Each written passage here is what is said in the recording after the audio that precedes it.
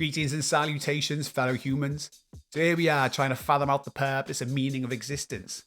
Today's topic up for discussion is how we can be more authentic in life. Because we all create an avatar that we share with the world, but no one truly sees behind the mask.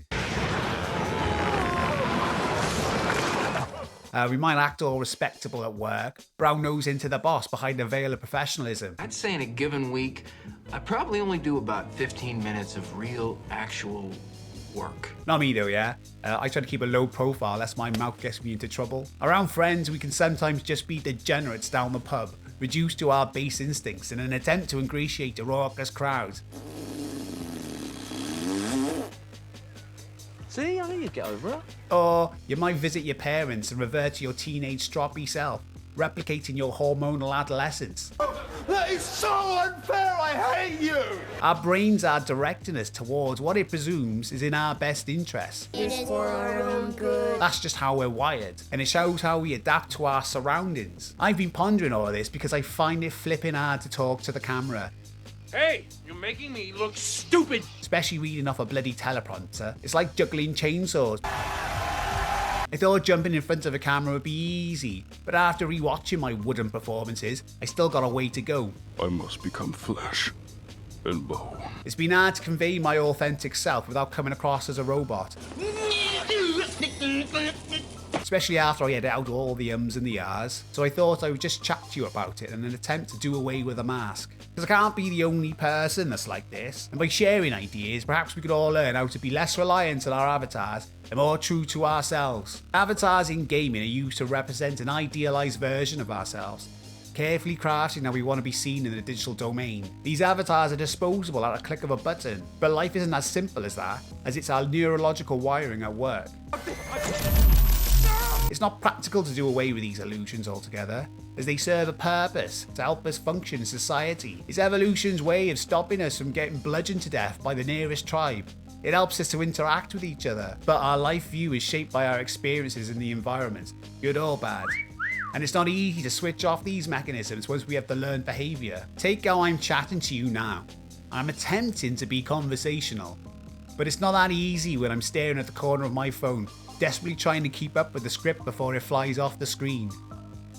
But this is just like any social situation, and in the back of our minds we all just want to be witty and engaging.